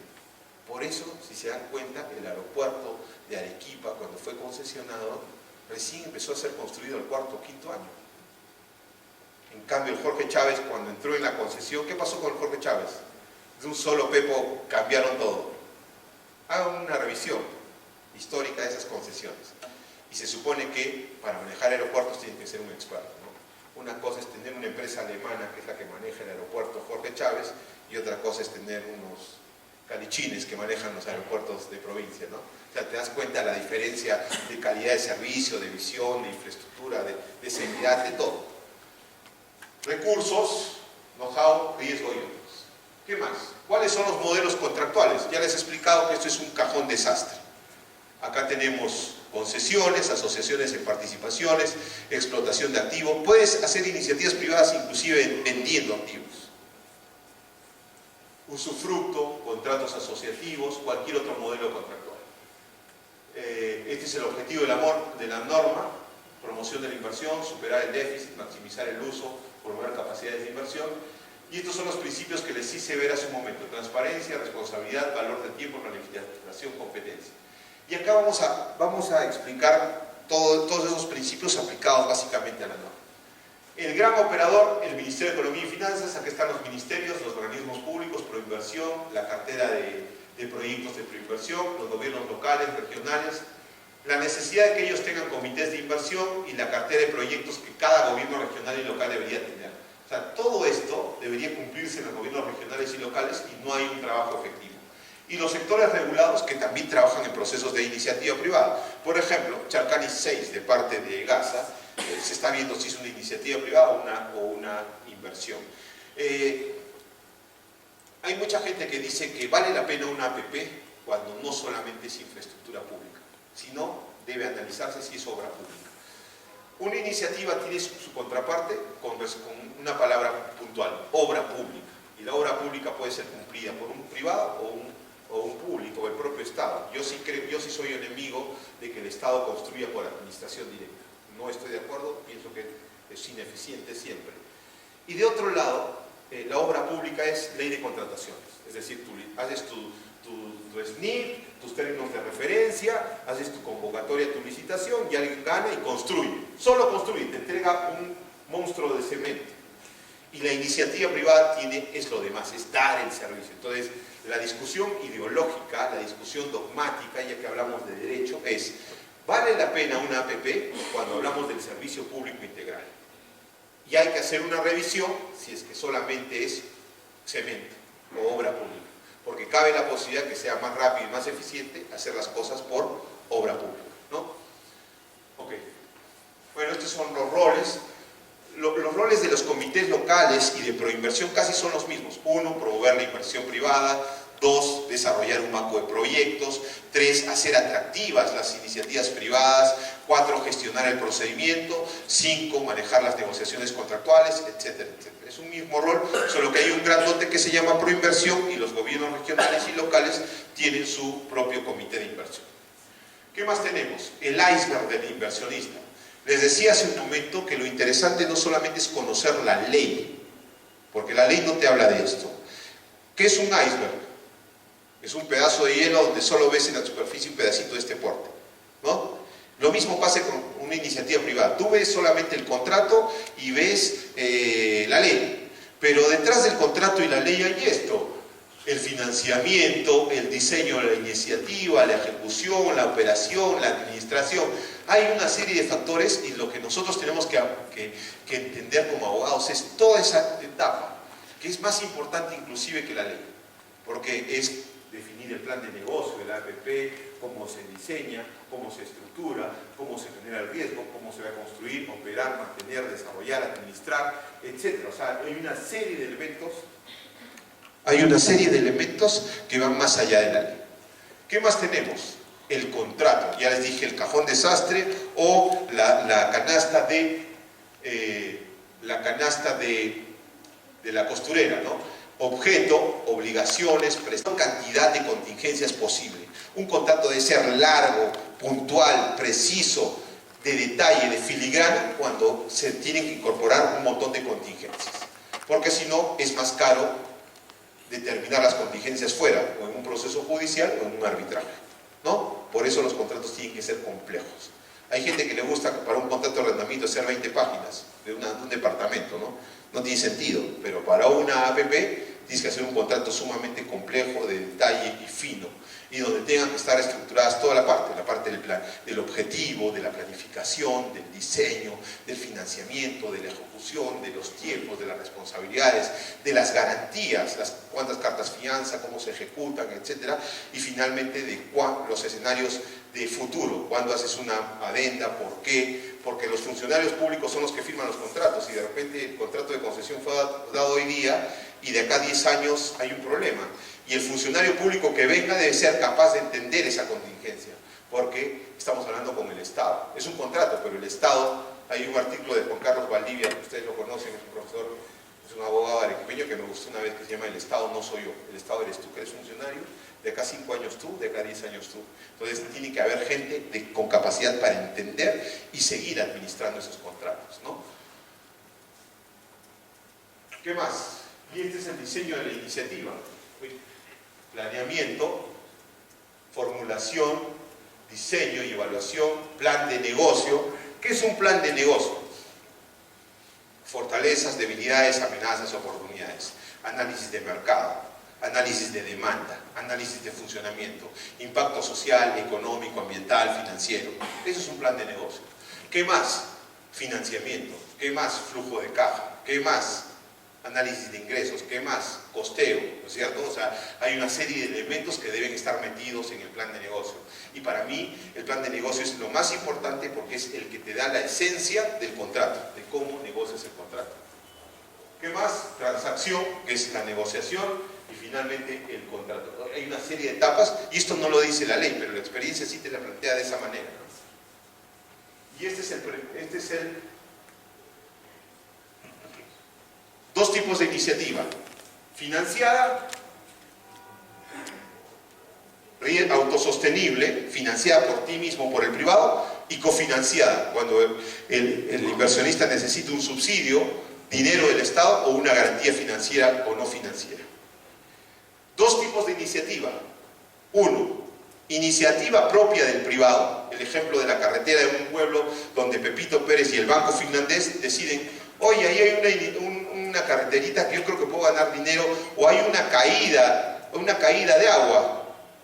Una caída de agua. ¿Qué puedo hacer en una caída de agua, jóvenes? ¿Ah? Una pequeña hidroeléctrica, y vendo 2 megavatios al COES y me gano mi platita. El Ministerio de Energía ni siquiera ha planificado, ni siquiera ha previsto que ahí pueda haber una hidroeléctrica, pero el privado dice: ahí podemos ganar dinero, dar servicio público y ganar dinero. Absolutamente autosostenible, el Estado no gasta un centavo. Y además yo tuve la iniciativa porque encontré la oportunidad, ¿sí? Pero cabe la posibilidad que el Estado diga: oye, necesitamos que un privado invierta de manera autosostenible, por ejemplo, en municipio provincial de Arequipa, vamos a sacar la municipalidad, en una gestión de activos para el CRAS del siglo XX. Ese CRAS está votado. ¿Cuánto podría rentar si hubiera un centro de convenciones, un centro comercial, etcétera? Entonces yo saco a licitación, convoco a una iniciativa privada, pero con concurso, bajo estas características. Entonces vienen los privados presentando su propuesta y el mejor gana. ¿Me dejo entender? O sea, hay dos categorías: por el riesgo, autosostenible, y cofinanciada, por el riesgo. Y hay dos categorías por la convocatoria: iniciativa privada pura, el inversionista se presenta y pide, o iniciativa privada por convocatoria, el Estado es el que dice: voy a licitar. Por ejemplo, Chinchero es una iniciativa privada, cofinanciada, convocada por el Estado. Aeropuerto Jorge Chávez, una iniciativa privada, convocada por el Estado, cofinanciada. Sistema Integral de Transporte de Arequipa, debería ser una iniciativa privada, cofinanciada, convocada por el municipio con Proinversión y el MEF. ¿Me dejo entender? 2 categorías por el riesgo y 2 categorías por quién convoca. ¿Sí? Dos tipos de clasificación. Entonces, presentación de la iniciativa privada ante el organismo de promoción de la inversión privada, admisibilidad, que es mejor que yo, ustedes manejan el término, porque es cumplimiento simplemente de requisitos de... ¿Qué es admisibilidad? Forma, ¿no? ¿Qué más? Informe técnico, es decir, el comité de inversión revisa la iniciativa, y no es que en los comités de inversión hayan expertos en todo. El comité de inversión debe estar integrado por profesionales probos, tratando de que sea una mezcla de economista, financiero, contador, abogado, o sea, gente más o menos metida en el tema. Cabe la posibilidad de que por cada tipo de iniciativa se constituya un comité de inversión. De repente esta es una inversión en transporte, vamos a armar un comité de inversión específico para el tema de transporte. Entonces, gente que está imbuida. Pero si hay un comité de inversión mixto para todas las iniciativas, el comité de inversión puede convocar a expertos en temas diversos: hotelería, inversión, energía, inversión en energía, educación, cualquier tema de los que expuse como infraestructura y servicio, ¿no? Y este tema es bien importante. La ley anterior no hacía énfasis al informe técnico, y el informe técnico es la madre del cordero. ¿Por qué? Porque el informe técnico te dice hay condiciones para desarrollar la iniciativa, y de otro lado exime o reduce la responsabilidad del funcionario público porque hay un sustento para declarar viable la iniciativa. Y por lo tanto, ahora que Contraloría está de moda, Contraloría, según su ley, tiene una presunción de que todos los funcionarios son inocentes. Pero yo creo que es al revés. Contraloría asume que todos son rateros, ¿no es cierto? Entonces, es al revés. O sea, el principio de la ley de control, la ley nacional del Sistema Nacional de Control dice presunción de que todo es probo, pero el comportamiento de la gente de Contraloría es de presunción de que todos son raterillos, ¿no es cierto? Entonces, pero esta norma tiene una incidencia bien interesante para el funcionario, porque antes los funcionarios públicos, antes de la 1224, se morían de miedo para aprobar iniciativas. ¿Por qué? Porque decían, oye, lo más probable es que me caiga una denuncia, ¿no? Entonces la ley dice, cuando el comité de inversión y el funcionario se sustente en un informe técnico que tiene solidez financiera, técnica, administrativa, ambiental, etc., el funcionario está eximido de responsabilidad. Porque una cosa es que la iniciativa de repente no sea la más eficaz, porque no funcionó, pero y otra cosa es que actúes con dolo, ¿no es cierto? Y entonces este informe técnico es el que te salva el pellejo. Y la idea es siempre cuidar el informe técnico, como digo, porque es la madre del cordero de un proceso de iniciativa. ¿Qué más? El OPIP declara la viabilidad. Lo admite porque cumpliste requisitos de forma, y aquí declara la viabilidad después del informe técnico porque hay un sustento de fondo. Pero además, el máximo órgano declara que es viable. ¿Quién es el máximo órgano? Proinversión, el Consejo Municipal en el caso de municipios, o el Consejo Regional en el caso de gobiernos regionales, o el Club de Ministros en el caso de proyectos nacionales, ¿no? ¿Qué más? Esto cambió en la norma, no me lo han cambiado. Ahora, y después hay un resumen ejecutivo que es publicado, y después de 90 días los inversionistas pueden concursar. Es decir, yo presento la iniciativa, esa es una iniciativa autosostenible y de iniciativa propia, valga la redundancia, y en 90 días cabe la posibilidad que un inversionista lea el resumen ejecutivo y diga, oiga, esa hidroeléctrica que el señor plantea cuesta 20 millones, yo lo voy a sacar por 15 y además voy a poner mejor tecnología y competencia económica, y el inversor que gana esa iniciativa o se le adjudique este contrato tiene que reembolsar al primero todos los gastos en que incurrió para desarrollar su propuesta de iniciativa. Luego viene la adjudicación y luego se negocia el contrato. Pero el contrato no se negocia sobre todo, se negocian sobre condiciones estructurales mínimas porque se supone que la iniciativa, ¿se acuerdan que hace un rato hablé del plan de negocio? La iniciativa tiene todo ese plan de negocio y el plan de negocio es la matriz del contrato. No es que vas a negociar todo el contrato desde cero. Es más, cuando presentas tu iniciativa privada, presentas tu propuesta de contrato y es el órgano de promoción de la inversión, el comité de inversión, el que revisa si el contrato es interesante o no, o hay que rehacerlo todo. Y te va diciendo, cambia acá, cambia acá, cambia acá, y luego negocias. Y la idea es que el contrato tenga cuando menos estas características, ¿no es cierto? ¿Ok? Pues acá está, 90 días para submisión. Bueno, las opiniones relevantes se hagan en 90 días. La opinión relevante o la opinión técnica es fundamental. Bueno, creo que hemos dado una mapeada. Yo quiero aprovechar, porque voy a hacer mi cherry, y quiero invitarle un ratito a Guadalupe Torres, y espero que no se me vaya.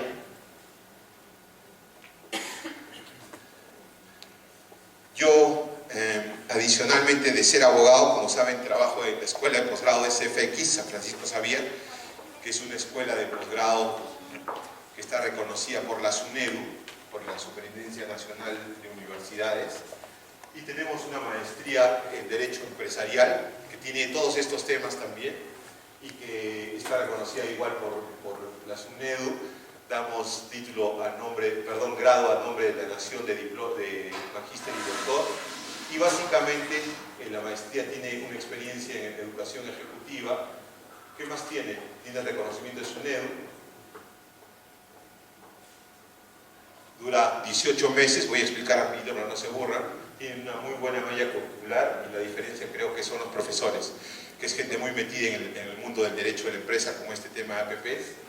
La escuela está afiliada a varias redes internacionales como la International Jesuit Business Schools, que es una red de escuelas de origen jesuita, a la iniciativa Prime, que es una red de management, educación y responsabilidad. Y bueno, ya estamos reconocidos por la SUNEDU, aquí dice Escuela de Posgrado, a San Francisco Xavier, resolución 403-2011 CONAFU. La maestría tiene 48 créditos, como un poco más que pide la ley. Se requiere un idioma extranjero al finalizar la maestría y haber aprobado los 18 meses. Y una de las cosas que a mí me gusta ofrecer cada vez que converso una maestría es la malla curricular, que tiene que ver con todos los temas actuales de derecho y negocios, como este de APPs. Tenemos un claustro súper bueno, tenemos un profesor chileno que es Íñigo de la Maza, que es experto en Law and Economics, análisis económico, Humberto Martínez, experto en derecho minero, Luis Morero en concesiones, el viceministro de la producción en temas comerciales, está Mario Reyardo en penal económico, Villino Piloto en laboral, Jorge Allende en propiedad intelectual, Renzo Saavedra también, Milagros Mendoza en regulación, Pepe Jiménez, que es arequipeño pero vive en Lima, en concursal, etc. Y bueno, queríamos decirles que acaba de estar Guadalupe Torres entregándoles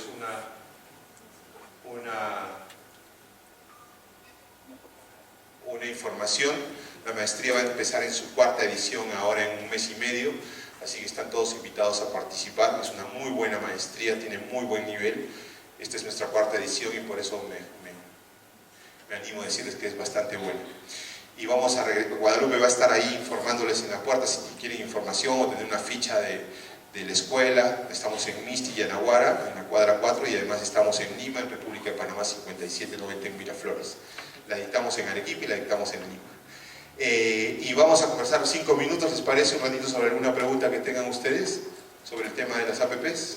Supongo que han quedado medios confusos, si es que la charla no ha sido tan buena, o si ha sido regularmente buena, debería tener más preguntas todavía. A ver, ¿alguna pregunta? Sí. ¿Cuál es la relación entre las políticas públicas? Ah, ya.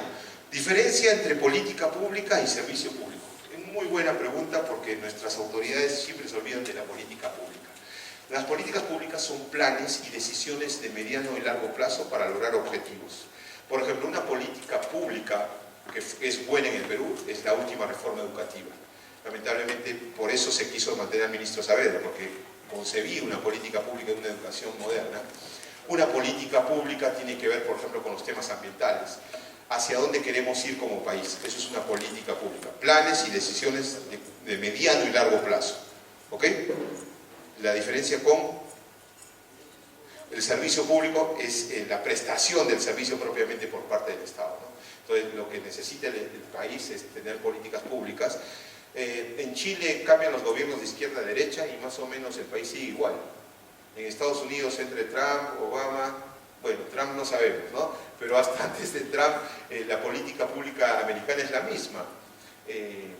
Una constitución de más de 100 años, proteger al americano, tener influencia sobre todo el mundo, hacer gasto militar, cuidar los recursos naturales a favor de Estados Unidos en los últimos 50, 60 años y tener una pugna con Rusia, ¿no es cierto? Hay una política, y los demócratas y los republicanos gobiernan el país más o menos en una misma visión. Eso se llama política pública, que más allá de quién gobierne, el país se sigue moviendo, ¿no es cierto?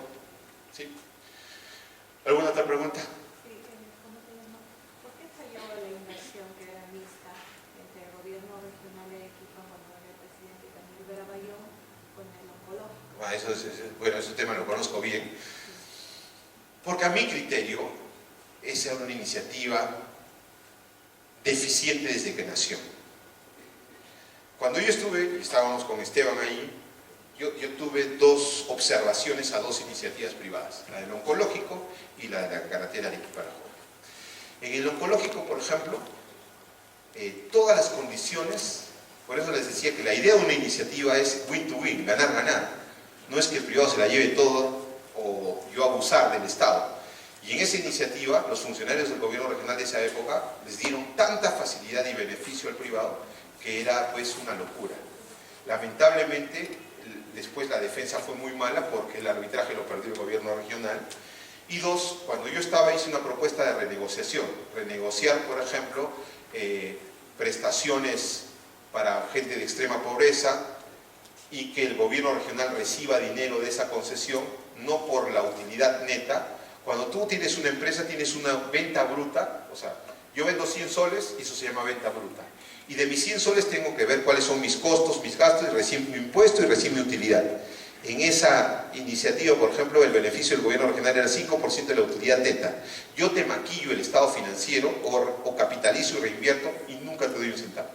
La idea de renegociar era decir 5% de la venta bruta. Entonces por eso falló, y además no hubieron condiciones para la inversión, no hubieron obligaciones claras de etapas de inversión, no hubieron... Sí, pues el contrato era un contrato abusivo. Por eso la ley no es mala, el problema es el operador y quién firma el contrato. Vamos a ser claros. ¿Alguna pregunta más? En cuanto a los gobiernos locales, cuando se generan iniciativas, por ejemplo, se podría financiar un centro, un complejo deportivo o algún tipo con tal de que tenga algún beneficio para el privado y siempre y cuando el privado lo presente. Sí, por ejemplo, a ver, en Arequipa, en la parte sur, hay unas pampas enormes donde la planta de tratamiento podría tener una salida, ¿no? O sea, se puede tratar con aguas residuales, todo eso. Y se puede hacer un bosque y un parque ecológico. Pero el Estado ni el municipio ni el gobierno regional ni SEDAPAR tienen la capacidad financiera para eso. Podría proponerse una iniciativa para que alguien haga un bosque y un centro de diversión y todo el dinero que invierta lo recupere a partir de un ticket de entrada, por ejemplo. Esa es una iniciativa autosostenible y de riesgo total por parte del inversor. Pasan 30 años y te devuelvo el local. Pero exploté el activo, invertí y luego me voy y te lo devuelvo. ¿Ok? ¿Estabas por acá? Doctor, usted dijo que los privados podían presentar iniciativas y que una vez presentada eso se tenía que convocar, ¿no? En eso yo observo, digamos, que no hay mucho incentivo para que un privado pueda presentar un proyecto porque se supone que al yo presentarlo, otros van a ser dueños y otros pueden ganar. No hay seguridad de que mi proyecto, al yo presentarlo, Sí. pueda ser, digamos, el que se me otorgue, ¿no? Pero de eso se trata, de generar incentivos para competir. O sea, si estamos en una economía de mercado, la idea es que todos compitamos. Si tú has hecho tu proyecto, tienes que hacerlo lo suficientemente bien y atractivo para que otro no se presente, o para que si se presenta el otro no tenga las ventajas que tú ofreces. Entonces no es malo, al contrario es bueno. O sea, hay un principio de competencia. en una licitación pública, yéndonos a otra ley, que es la ley de contrataciones con el Estado, también se promueve la competencia, por eso se convoca y tú tratas de hacer la mejor oferta para ganar. En este caso, haces la mejor propuesta para ganar. O sea, se trata de generar incentivos para que el Estado se beneficie y tú también ganes dinero. ¿Alguien más quiere hablar?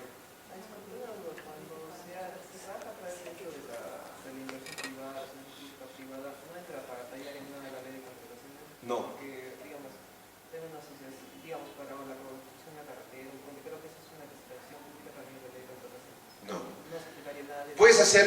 Puedes hacer proyectos de infraestructura vía iniciativas privadas, pero también puedes hacer obra pública, o sea, cemento puro, vía ley de contrataciones. Entonces, la autoridad tiene que evaluar si conceptúa el servicio en forma integral, construcción, operación, mantenimiento y administración. Hay 4 componentes. Yo puedo hacerla por APP, pero si yo voy a mantener, operar, no tiene sentido ir a una iniciativa solo para construir. Entonces hago mi obra pública a través de una licitación vía ley de contrataciones. Entonces lo que tienes que ir midiendo es eso. ¿Qué componentes tiene el servicio público que quieres brindar? En la parte de infraestructura, muchas autoridades erróneamente piensan que solamente construir. Mantener una infraestructura es más difícil que construir. Una carretera, un puente, tiene un componente de mantenimiento inmenso. Y es más difícil, porque tú haces tu puente y si no lo mantienes, en 3 años está leña.